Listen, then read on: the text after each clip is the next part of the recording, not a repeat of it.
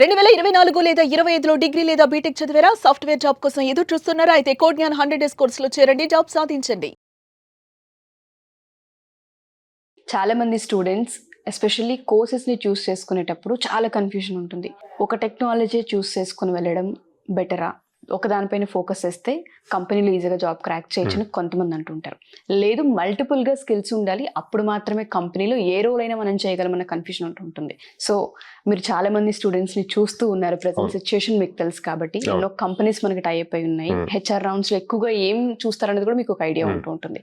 ఒక కంపెనీకి సంబంధించి లేదంటే ఎంటైర్ జాబ్ సిస్టమ్ కి సంబంధించి స్కిల్స్ ఏ విధంగా చూస్ చేసుకుని ముందుకెళ్ళాలి అంటారు? చాలా లింక్డ్ క్వశ్చన్స్ ఉన్నాయండి ఇందులో. అంటే లైక్ ఒక టెక్నాలజీ చూస్ చేసుకొని జాబ్ క్రాక్ చేయాలా అన్నది పాయింట్ చాలా మందికి ఉంటుంది అనమాట. అంటే టెక్నాలజీ చేంజ్ అవుతుంది, ట్రెండ్ చేంజ్ అవుతుంది. సో దాంతోపాటు ఎంత ఫాస్ట్గా క్విక్గా మనం నేర్చుకుంటున్నాం అన్న దాని మీద కూడా డిపెండ్ అయి ఉంటుంది ఆన్సర్.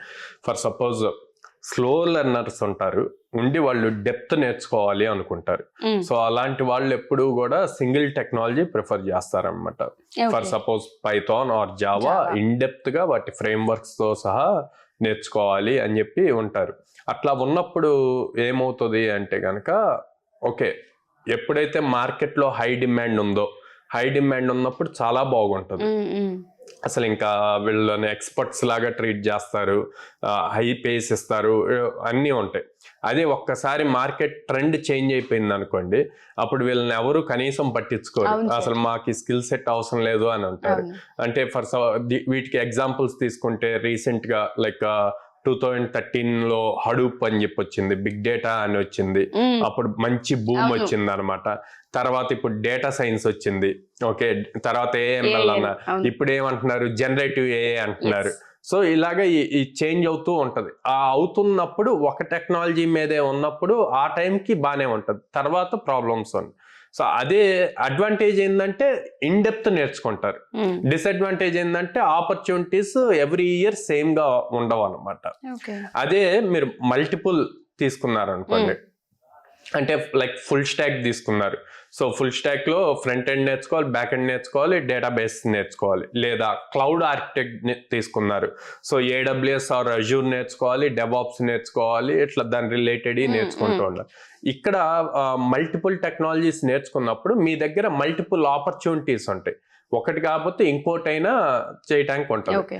ఓకే, అడ్వాంటేజ్ అది అనమాట. అంటే మనకి ఇక్కడ ట్రెండ్ తో సంబంధం లేదు, మన దగ్గర మల్టిపుల్ స్కిల్ సెట్ ఉంది కాబట్టి ఏది ఉంటే దాన్ని బేస్ చేసి మనం వెళ్ళొచ్చు అనమాట. కెరీర్ గ్రోత్ అవ్వచ్చు, కెరీర్ ఎక్కడ కామా పడకుండా ఉంటది.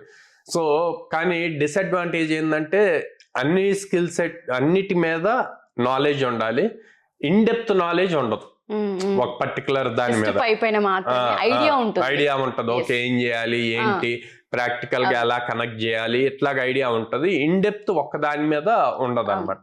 సో అందుకని నేనేం చెప్తాను అంటే ఇండివిజువల్ మల్టిపుల్ అన్నీ కలిపి ఒక ప్రాపర్ సాఫ్ట్వేర్ డెవలపర్ అవ్వాలి అనుకుంటే టీ షేప్డ్ ఫార్మెట్ లో ఉండాలి. అలా ఏంటి అంటే వర్టికల్ లైన్ లో ఇన్ డెప్త్ స్కిల్ సెట్ ఏదో ఒక ప్రోగ్రామింగ్ లాంగ్వేజ్ తీసుకోండి, ఏదో Java or Python. So horizontal line లో మీరు దీనికి కనెక్ట్ అయ్యే తీసుకోండి, లైక్ డెవాప్స్ తీసుకోవచ్చు, క్లౌడ్ ఇన్ఫ్రాస్ట్రక్చర్. ఇప్పుడు మీరు ఏం బిల్డ్ చేసినా కంపల్సరీ క్లౌడ్ లో డిప్లాయ్ చేయాలి కదా. సో ఆ క్లౌడ్ది రావాలి. ఇప్పుడు క్లౌడ్ లో డిప్లాయ్ చేసేటప్పుడు ప్రతిదీ ఆటోమేటెడ్ చేయాలి. అలా చేయాలి అంటే డెవాప్స్ కావాలి, CI/CD పైప్లైన్స్ కావాలి, కంటిన్యూస్ ఇంటిగ్రేషన్, కంటిన్యూస్ డెవలప్మెంట్.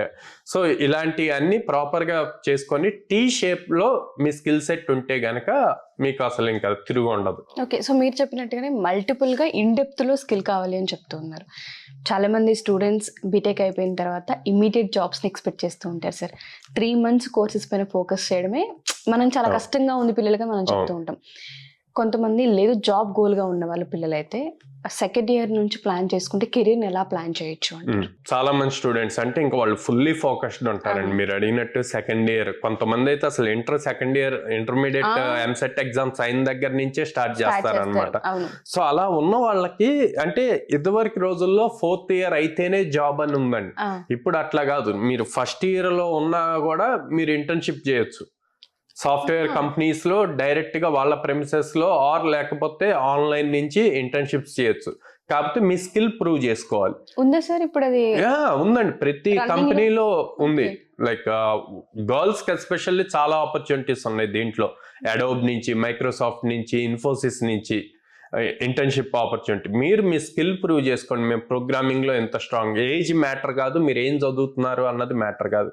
మీ స్కిల్ ప్రూవ్ చేసుకుంటే మీకు 40,000 నుంచి 1 lakh వరకు ఇచ్చే స్టైఫండ్, ఇంటర్న్షిప్ లో స్టైఫండ్ ఇచ్చే కంపెనీస్ చాలా Skill కి ఉన్నాయి. అంత డిమాండ్ ఉంది. స్కిల్ కి అంత డిమాండ్ ఉందన్నమాట. సో వీళ్ళంతా లైక్ మీరు సెకండ్ ఇయర్ అంటున్నారు, నేను ఫస్ట్ ఇయర్ నుంచి చెప్తున్నాను. అవును అవును. సో అలా ప్రాపర్ గా ప్లాన్ చేసుకోవచ్చు అండి. ఓకే, సో మిమ్మల్ని అప్రోచ్ అవ్వాలంటే అసలు ఏ విధంగా అంటారు? అండ్ విజయవాడలో రీసెంట్ గా హాస్టల్ కూడా ఉమెన్స్ కి స్టార్ట్ చేశారు అవును. కాబట్టి సేఫ్టీ వైజ్ గా ఏ విధంగా ఉండే అవకాశం ఉంటుంది అంటారు?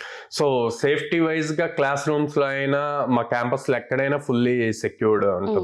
లైక్ ఆల్మోస్ట్ ఎవ్రీ 50 feet కి ఒక క్యామ్ ఉంటది with voice enabled. So Okay. వాళ్ళు మాట్లాడేది కూడా మనకి తెలుస్తుంది అనమాట. Okay. సో ఇప్పుడు హాస్టల్ ఫెసిలిటీ కూడా విత్ ఇన్ ద క్యాంపసే పెట్టాము.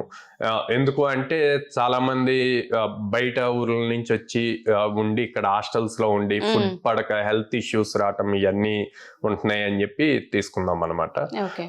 సో దానివల్ల మనం బెస్ట్ క్వాలిటీ ఫుడ్ ఇవ్వచ్చు, వాళ్ళ హెల్త్ బాగుంటది. అప్పుడు వీటి మీద కూడా ఫోకస్ చేస్తారు, ట్రైనింగ్ మీద. అది త్వరగా జాబ్ క్రాక్ చేయగలుగుతారు అన్నది పాయింట్. ఓకే. సో మమ్మల్ని అప్రోచ్ అవ్వాలి అంటే స్క్రీన్ మీద కనిపిస్తున్న నెంబర్స్ కాల్ చేయొచ్చు, ఆర్ డైరెక్ట్ గా విజిట్ చేయొచ్చు.